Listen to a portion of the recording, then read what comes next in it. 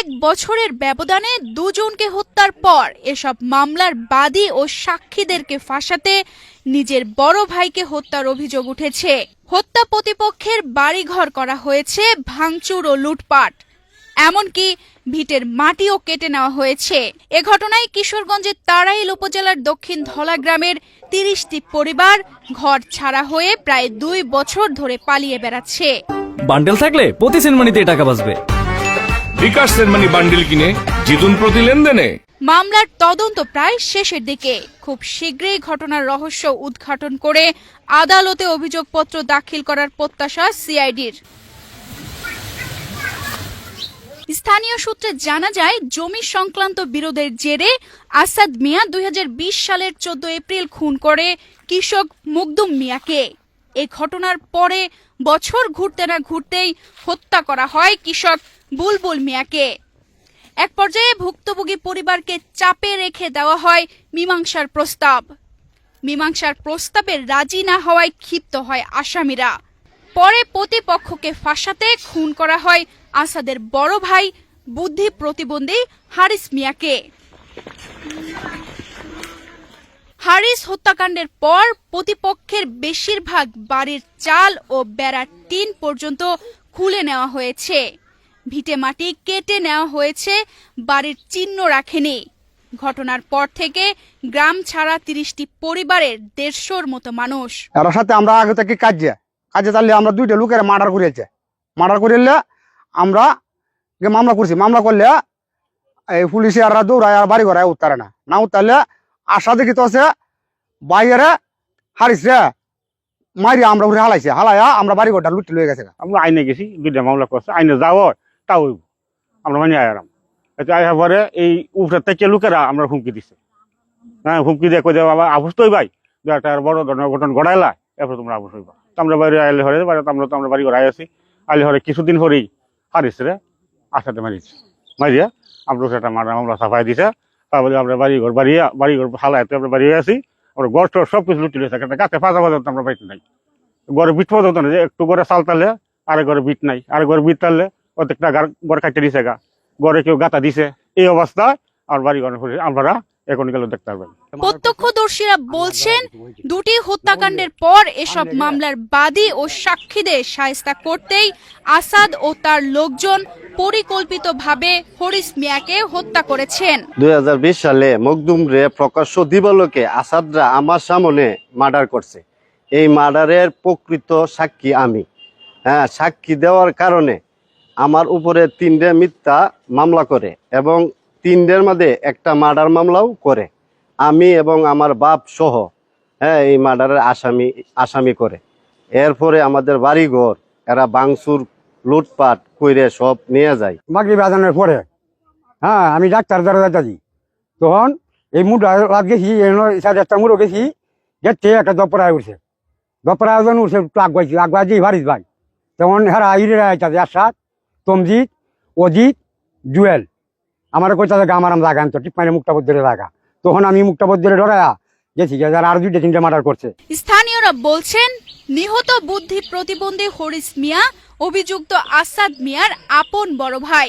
মূলত 2টি হত্যার মামলা থেকে বাঁচতে ও প্রতিপক্ষকে ফাঁসাতে আসাদ ও তার লোকজনই এই হত্যাকাণ্ডটি ঘটিয়েছে। হারেস কিছু সহজ সরল টাইম, এমনকি বেকল টাইপের লোক ছিল। আর সে দেশে বিদেশে কাজ কাম করত। আর তার ওয়াইফের সাথে আসাদের অবৈধ সম্পর্ক, এই নিয়ে এরা একটু ঝামেলা হতো। আর এই ছেলেটা আমারে মামা বলে ডাকতো, আমারও জানাইছে। আমি জানানির পরে আমি আসাদরে কইছি যে আসাদ তুই কাজটা কিন্তু ঠিক করিস না। কই তার মাঝে আপনারা নাক গলাইন না, যে এটা তো আপনার ব্যাপার না, এটা আমার পারিবারিক ব্যাপার। এরপরে এই ছেলেটা বাড়ি তাইলে মনে করেন যদি গরো গিয়েও শুয়ে টুয়ে রয়েছে, এটার এক প্যাক বিড়ি দিয়ে ধাক্কা দিয়ে বাইর হয়ে দিছে। বাইর হয়ে দিয়ে হেরা মনে করেন হেরার কাজ হেরা চালায় গেছে। আর এই ছেলেটা বাড়িতে একক তো ভাত খাইতে আসছে না। এই মানুষের বাড়ি বাড়ি এনে হেনি রয়েছে, তারা কোনোদিন বাড়ি আইবার লাগিয়ে দিছে না। এই আসাদ আর লগে যে হারেসের বউ, আমি অতটুকু জানি। হারেসের তো পরবর্তী ঘটনা ঘটলো যে মারা গেছে। মারা যাওয়ার এটা অন্য কোনো কারণ হইতে পারে না, কারণ এই ছেলে তো সহজ সরল মানুষ, এরা অন্য কোনো মানুষে মারত না। এ বেকল টাইপের মানুষ, এর জীবনেই কোনোদিন কেউর সাথে কোনোদিন ঝগড়া ফেসাদ নাই, কেউর সাথে কোনোদিন কার্যানাবাদ নাই, আর কেউর সাথে কোনো কালামও না, আর কেউ এই বেটারও হালা কইছে না, এই বেটারও জীবনে করে হালা কইছে না। হারেসের ধারণা হইল যে এই যে এরা নিজেরা মাইরে, যে দুইটা মার্ডার করছি, মার্ডারটি ডাকার জন্য এরা নিজেরা মাইরেই এই হেরার উপরে ফালাইতেছে, আর ঘটনাটা হেরা নিজেরাই করছে। আসাদ ও তার লোকজনের অত্যাচারে গ্রাম ছাড়া প্রায় 30টি পরিবারের 1.5 শতাধিক মানুষ। তাদের মধ্যে রয়েছেন 75 বছর বয়সী আলিহা বেগম। অন্যের সাহায্যে চলা এই বৃদ্ধের ঘরটিও ভেঙে গুড়িয়ে দিয়েছে তারা। এখন তিনি থাকেন অন্যের বাড়িতে। সে সাহায্যলতা করছে আমারে, আমি সাহায্যলতা করছে আমার একটা গড়টা বান্ধি দিছে, আমার একটা বেগ করছে, ছেলেটা বিয়ে শাদি করে এখানে কইলমা এখানে তাহে। তখন আমি আল্লাহ বা গড়টা আমাদের তাহি গোর বাড়িটা আমাদের ওনারা যে দ্বন্দ্ব লাগছে, তা আমি কই তাই হারি না, খবর কই হারি না। অনেরাকেও দ্বন্দ্ব লাগিয়ে এখন আমার গড় বাড়িটাও ভাঙ্গে দিছে গা। আর আমি আজকে 2 বছর ধরে বাবা আমি এসে তাকতাছি, হেমে উড়ি হারিয়ে তাকতাছি। তখন এই আমার তো বাবা মনটা কয় আমি বাড়িতে আমি নমাজ বন্দি করি, আমি আমার এই জায়গা থেকে আমি মরণ হইতাম। অভিযোগের বিষয়ে কথা বলতে রাজি হয়নি অভিযুক্তরা, তবে তাদের পক্ষে একজনকে পাঠানো হলেও তিনি কিছু বলতে রাজি হননি। আমি 2 বছর আগে কি বলছি পুলিশের কাছে, 2 বছর আগে এই সিআইডির কাছে কি বলছি হুবহুব তো আমার মনে নাও থাকতে পারে। তখন আপনার অন ক্যামেরায় আমি কিছু বললাম, আপনারা গিয়ে এটার সাথে মিলাইতেও পারেন, নাও মিলাইতে পারেন, ঠিক না, নাও মিলাইতে পারেন। তো তখন তো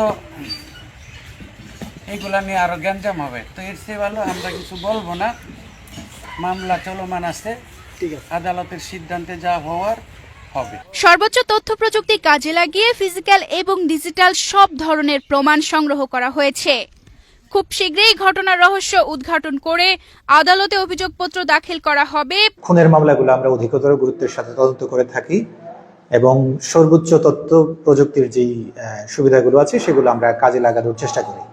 তো এই মামলাটা আমি একজন আমার আইউকে দেওয়ার পর এটার পুরো ঘটনাটা সম্পর্কে আমরা জানার জন্য এই ফিজিক্যাল এবং ডিজিটাল এভিডেন্সগুলো কালেক্ট করার চেষ্টা করি, এবং চেষ্টা করার পর আমরা মোটামুটি একটা সিদ্ধান্তে পৌঁছানোর পর্যায়ে অলরেডি পৌঁছে গেছি, এবং আমরা আশা করছি যে আমাদের যেই তদন্তের ফাইন্ডিংস আমরা খুব শীঘ্রই এটা একটা সিদ্ধান্তে পৌঁছাবো, আমরা একটা প্রকৃত ঘটনার রহস্য উদ্ঘাটন করে একটা যথাযথ চার্জশিট আমরা দিতে পারবো। তানজিদা রহমান, ইনায়া, বাংলাদেশ প্রতিদিন।